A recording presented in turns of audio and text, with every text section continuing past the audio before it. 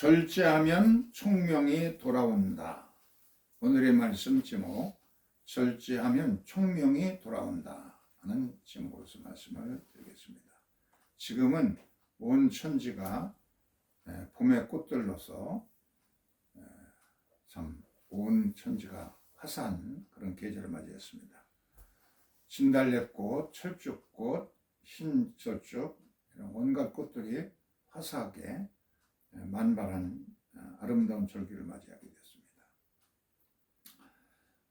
됐습니다. 이 꽃잎들이 지면은 그 자리에 또 파란 잎들이 파란 새싹들이 또 파랗게 돋아나가지고 그 실록으로 또 우거지는 그런 계절을 맞게 될 것입니다. 세상에 생명으로 역동하고 있는 봄의 계절을 맞이했습니다. 이제 오늘에는 이제 절제해야 우리에게 총명이 찾아온다는 말씀인데,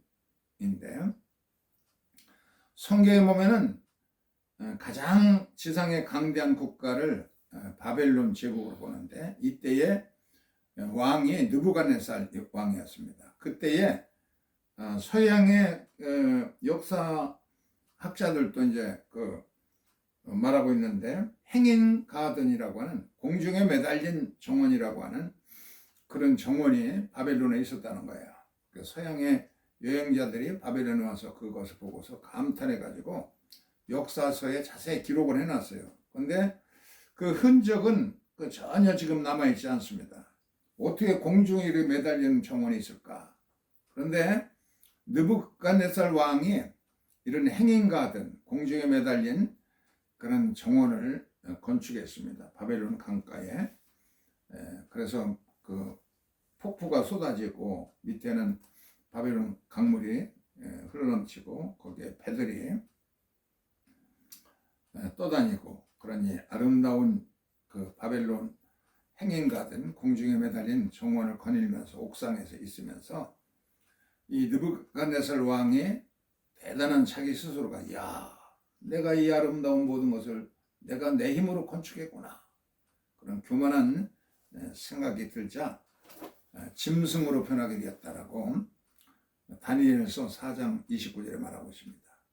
12달이 지난 후에 내가 바벨론 왕궁 지붕 위에서 거닐세. 그때 내가 이 아름다운 제국과 바벨론 성을 건축했다 하고 그 자기의 능력과 권세로 건설한 아름다운 도성을 바라보면서 아주 내 위엄과 나의 영광을 나타내는 것이 이 화려한 바벨론 성이다. 아주 스스로 감탄하고 우월감에 빠져 있을 때, 그때에 그 왕위에서 쫓겨났어요. 쫓겨나서 들판에서 소처럼 풀을 먹이면서 7년 동안을 지내겠다는 겁니다. 이렇게 교만하게 되면은 어디서나 환영받지 못합니다. 자기 우월감, 자기 환상, 자기 교만, 이런 자기 스스로 우쭐하는 그런 마음에 사로잡히자 땅을 기어다니면서 짐승처럼 이 소가 이 풀을 먹죠. 그런데 이 느부갓네살 왕도 머리에서도 뭐 머리카락, 이 온몸에서 새 깃털 같은 털들이 나오고, 손들은 마치 독수리의 발톱 같은 그렇게 변화되고, 그러면서 풀을 먹으면서 7년 동안의 세월을 지냅니다. 그러다가 이 7년 후에 이 사람이 다니엘서 4장 34절에 보면, 그 기한이 참에 나 느부갓네살이 하늘을 우러러 보았더니 내 총명이 다시 내게로 돌아온지라. 7년 동안을 풀 먹고 산속에서 숲에서 이렇게 자라다 보니까 이제 막 그냥 참 밑바닥 인생이 된 거 아니에요. 겸손해지니까 총명이 들어왔어요. 보세요. 이 사람이 이렇게 풀 속에 살다가 총명이 드러나서 하늘을 우러볼 때 총명이 다시 찾아오자, 내가 이 나라의 왕인데 왜 이렇게 짐승처럼 풀을 뜯어먹고 있을까?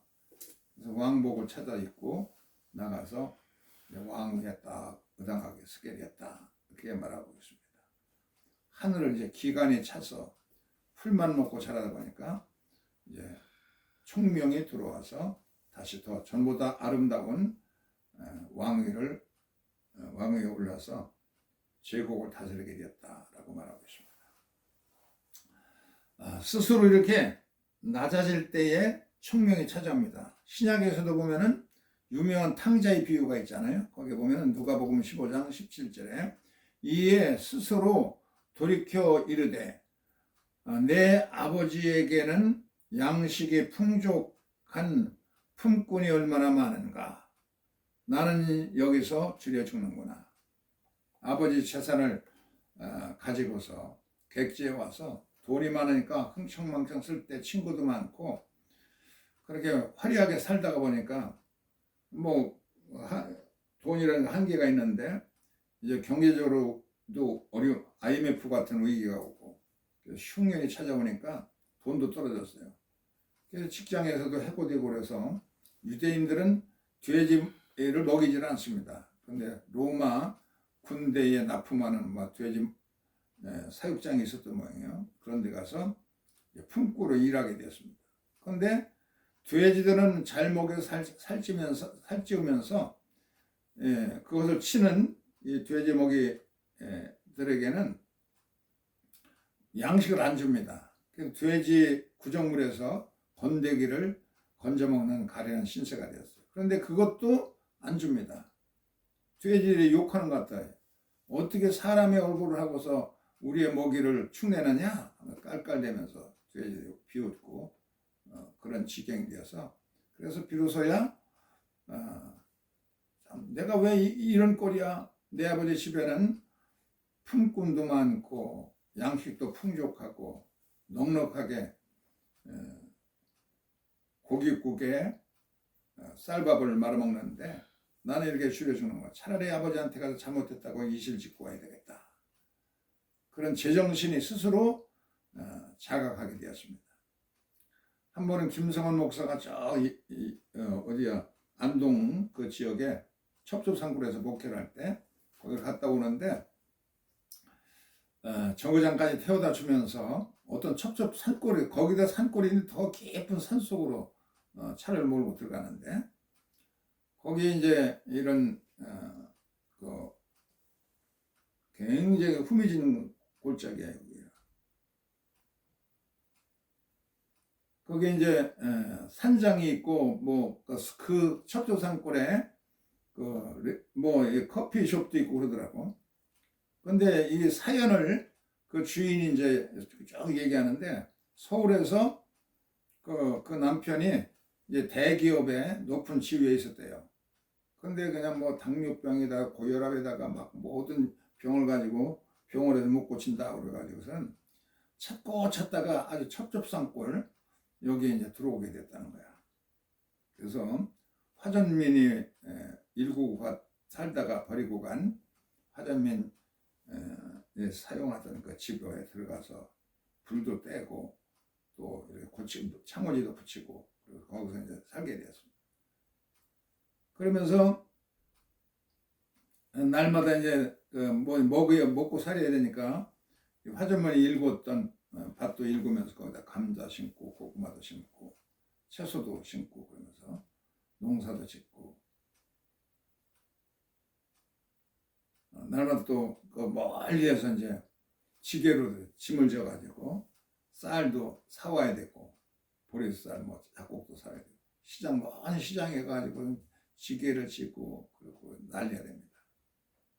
그리고 나무도 해와야 되니까 지게를 지고서 낫으로 나무도 해오고 밭도 일구고 그러면서 날마다 그냥 아침부터 저녁까지 일하고 땅도 파고 뭣도 심고 그렇게 하고 오렌지 나무를 심었어요. 그 카페 이름이 오렌지 향기는 바람에 날리고라는 이름이 긴 이름인데 그래서 이런 화려한 이제 집을 지어놓고 어떻게 해서 이걸 운반했는지 모르겠는데 아주 참 손님들이 늘 여기에 이제 가서 무슨 연주회도 하고 가족들이 가서 쉬기도 하고 회사 임원들이 와서 휴식도 보내고 그러는데 1년 전부터 그냥 이걸 신청을 해야만 여기 올 수가 있대요. 그건 아주 유명한 카페가 되었습니다. 안에 카페 내부의 전경이고, 여기서 쫙 밖에 내다보면은 이 청령산 계곡에 양쪽에, 오른쪽의 계곡은 동쪽에서 물줄기가 내려오고, 또 서쪽에서 내려오는 물줄기가 여기 만나는 기막힌 장소입니다. 사진 찍기도 참 좋고, 거기 밖에 전망되고, 이곳을 일구에서 날마다 지금도 그냥 산채를 뜯고 약초를 캐고, 그래서 이제 그걸로 손님들이 가면은 차도 끓여서 주고, 그러면서 거기서 머물기도 했어 우리. 몇 시간 동안 있다 왔는데, 참. 여기 시골 사람들이 이렇게 거기 가면 이제 그렇게 산에서 스스로 뜯은 약초를 가지고 다려서 차도 대접해주고 산채나물 해주고, 그렇게 하면서 이제 뭐 며칠 원하는 대로 며칠 한 주간 동안 있다가 이제 올 수가 있는데, 노동하고 땀 흘리고 애쓰고 그러다 보니까 자기도 모르게 건강해진 거야. 그래 도시에 살던 사람들이 살았나 죽었나 부러움으로 찾고 와서 보면은 아주 그냥 경치도 좋고 참 좋거든요 이게. 그래서 손님들을 맞기 위해서 그렇게 집을 이제 짓기 시작한 겁니다. 그래서 이렇게 이 사람들도 땀 흘려서 일하고 엉겅퀴 가시덤불을 뜯어내고 흙을 파서 거름을 주고 그렇게 하면서 살다 보니까 병원 어디로 갔는지 없어지고 건강하고 근육질에 오는 거, 팔다리도 건강해지고 그런 그 얘기를 쭉 들려줍니다. 자기들이 와서 일하고 땀 흘리고 그러다 보니까 병원 어디로 갔는지 모르고 이렇게 건강한 팔다리를 갖게 되었다라고 말하고 있습니다. 이렇게 몸을 절제하고 단련하고 그러나니까 어느덧 병마들도 전부 물러가고 유명한 명소가 되고 만 겁니다. 이렇게 절제하는 생활을 하다 보니까 서울에 있을 때는 그냥 먹고 마시고 1차, 2차 다니면서 술 먹고 밤새도록 먹고 그러다가 당뇨병, 고혈압, 별의별 병들을 다 뒤집어 쓰고 아무리 병원에 가도 낫지도 않고 그런 지경이 되었는데, 약초를 캐먹고 풀뿌리를 뜯어먹고 그러면서 세월을 지나 보니까 팔다리도 건강해지고 어느새에 병도 다 낫게 되고 그렇게 되는데, 이렇게 절제하며 살다 보니까 모든 문제가 물러가고 총명이 들어오게 되었습니다. 다니엘서 4장 36절에 가서 보면은 그 동시에 내 총명이 내게로 돌아왔고 또 나라 영광에 대하여도 내 위엄과 광명이 내게로 돌아왔고 또 나의 모사들과 관원들이 내게 조회하니 내가 내 나라에서 다시 세움을 입고 또 지극한 위세가 내게로 더하였다, 그렇게 말합니다. 다시 왕의 위에 앉아서 더 아주 단단하고 더 단결되고 더 발전하는 나라를 일으킬 수 있는 권세가 자기에게 다시 돌아오게 되었다. 언제? 총명해지니까, 총기가 다시 들어오니까 권세도 다 누리게 되었다라고 말하고 있어요. 그래서 제대로 알지 못하면은 백성이 망한다. 호세아서 4장 1절에 보면 이 땅에는 진실도 없고 인애도 없고 하나님을 아는 지식도 없고 이렇게 말했어요.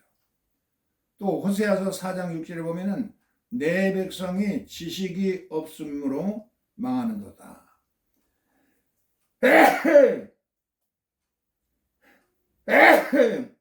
우리의 말에 알아야 면장도 해먹는다 하는 말이 있는데, 이스라엘 백성들은 너무 타락하고 우상숭배에 빠져가지고 내 백성이 지식이 없어서 알지 못해서 망한다, 그렇게 말하고 있습니다. 총명이 있어가지고 스스로 자기가 무엇인지 어떻게 하나님을 섬겨야 되는지 좀 지식이 있고 깨우침이 있어야 되는데, 이런 제대로 알지 못해서 나라도 국민도 다 멍청한 백성이 되게 되었다는 겁니다. 이 세계 역사에 보면은 암소의 아들 요하난 벤 토르타라는 게 암소인데 아람어로 암소의 아들 요하난이라는 사람의 얘기가 나옵니다. 이 사람은 이방인이었어요 본래가. 그런데 어떤 그 신앙을 가지고 있는 신실한 신자가 집안의 딸도 결혼시켜야 되겠고 돈이 많이 필요해가지고 자기가 키우던 암소를 이제 내다 팔게 되었습니다. 근데 이 암소를 산 사람은 이제 이방인이야. 전혀 신앙이 없는 하나님도 모르고 그런 세속적인 사람이에요. 근데 이 사람이 이제 자기 집에 가서 이 암소를 부리려고 그러는데 보니까 그냥 도대체 그 6째 달 동안은 뭐 아침부터 일찍 일어나가지고 막 활발하게 열심히 그냥 그 짐도 나르고 밭도 갈고 수레도 끌고 열심히 하다가 제 7일째 되면 꼼짝 않고 누워있는 거야. 아무리 잡아 끌고 몽둥이로 때리고 그래도 꼼짝을 않고 그냥 앉아있고 누워있고 일을 하잖아. 그래서 판 사람한테 가서 따졌어요. 당신 이게 소가 그렇게 엿새 동안 열심히 일하다가 제 7일에 가서는 전혀 꼼짝도 않고 주저앉아가 있으니 이거 물려달라. 그냥 돈만 그냥 비싸게 주고 산 것 같다. 억울하다. 그렇게 얘기하는 거야.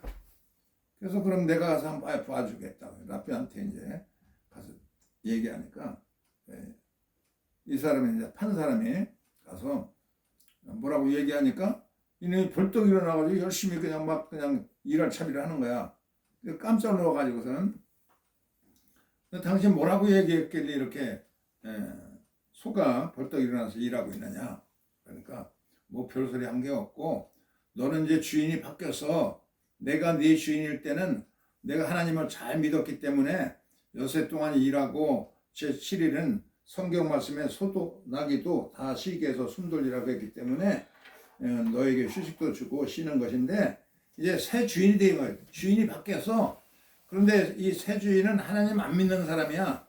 그래가지고 하나님 믿지 않는 사람은 뭐 짐승만도 못한 인간이란 말이 있는데 그런 거야. 그러니까 너 계속 말 안 듣고 이렇게 쭈그리고 앉아 있으면은 너 신학교에 보내가지고 목사를 시키겠다고 하더라. 그 말을 했다는 거야.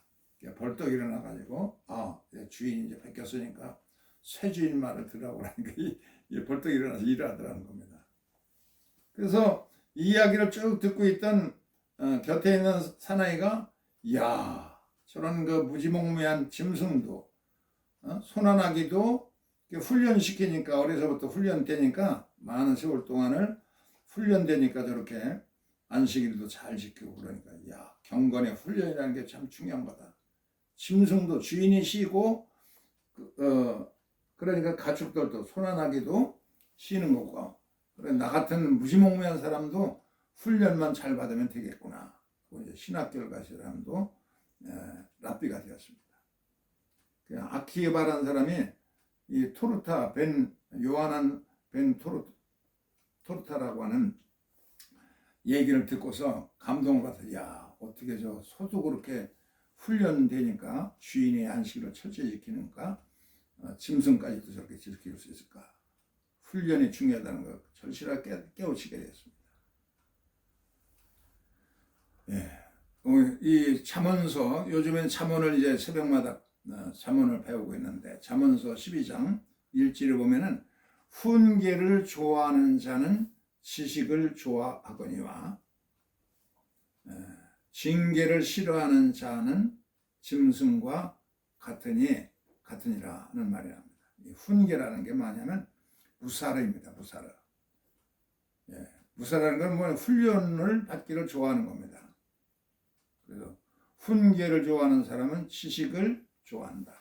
뭔가 배우려고 그런 거 훈련을 자꾸 훈련받기를 싫어하지 않고 내가 이것은 고쳐야 되겠구나 하고 스스로 깨우침 받고 그래가지고 더 훌륭하게 향상된다는 인격도 향상되고 기술도 향상되고 그러는데 이 징계라는 말은 히브리어로는 토케카인데 토케카 이건 뭐냐면 그냥 징계도 두 종류가 있어요. 막 그냥 아주 폭언을 써가면서 이 망할놈 뒤져버리라는 짐승을 향해서도 폭언을 쓰고 막 채찍으로 내리치고 때리고 그러는 징계도 있는가 하면 고치도록 하려는 그 징계가 있어요. 타일러 가지고 너 이렇게 하면은 밥도 못 먹고 어려움을 당해. 그러니까 내 말을 잘 들어.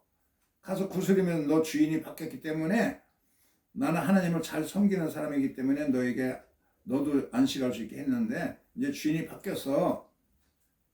사람이 짐승만도 못한 사람들이 있기 때문에 주인이 바뀐 거야. 그러니까 말 안 들으면 너 더 큰 코 다친다 하고 한마디 했더니 벌떡이라 일하더라는 것처럼 이렇게 징계라는 말 토케카라는 얘기는 뭐냐면 이렇게 타이르는 겁니다. 타일러 가지고 그 잘못을 깨달아서 고치도록 하는 징계가 있습니다. 징계도 막 윽박지르고 막 폭언을 쓰고 막 그러면서 하는 징계도 있는가 하면 구실러 가지고 타일러서 그래서 그 잘못을 깨우쳐서 바로 고쳐가도록 하는 그런 것은 토케카입니다. 짐승도 이 토케카를 받아가지고서는 참 안식일도 지키고 절대로 일하지 않고 그렇게 되더라는 겁니다. 출애굽기 23장 12절에 보면은 너는 엿새 동안에 내 일을 하고 일곱째 날에는 쉬라. 내 소와 나귀가 쉴 것이며 내 여종의 자식과 나그네가 숨을 돌리리라. 주인만 내가 사장인데 사장만 가서 교회 가서 헌금하고 뭐 그렇게 쉬는 게 아니라 그 종업원들 뭐 기계도 쉬어야만 되고 소나 나귀와 이런 것 짐승도 숨을 돌릴 틈을 줘야 된다. 그런 것이 이제 본래 계명의 그 본래 계명인데 숨을 쉬리라. 이게 나파시입니다. 나파시라는 건 이렇게 우리가 이 호흡을 하에서 하잖아요. 하고 이제 숨을 쉬면서 밤에 잘 때 그냥 실컷 숨을 쉬어야 그 다음에도 일하고 그런 것처럼 숨을 쉬는 날입니다.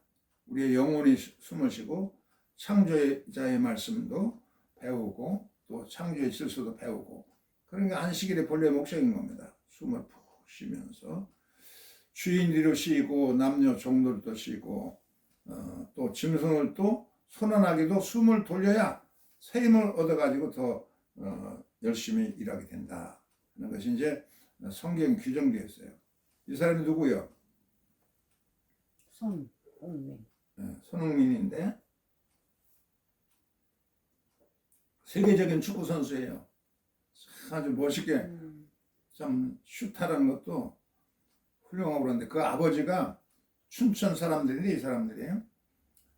자기 축구 선수고 코치야. 그래서 축구를 하려면 어려서부터 훈련돼야 되겠다. 자기 아들을 낳아가지고선 어려서부터 축구공을 사주고 그리고 이렇게 계속 아기 때부터 축구공 가지고 놀고 축구공을 이렇게 발로다 톡톡 치는 훈련도 시키고 어려서부터 이렇게 훈련을 해나갔어요. 나이가 중학생 때도 자들하고 종을 껴안고 자고 해가지고 이제 대학생이 되고 청년이 되니까 이제 국가대표가 되고 그래서 아주 슛하는 것도 굉장히 멋있어요. 이 사람이 이거 보세요 한번.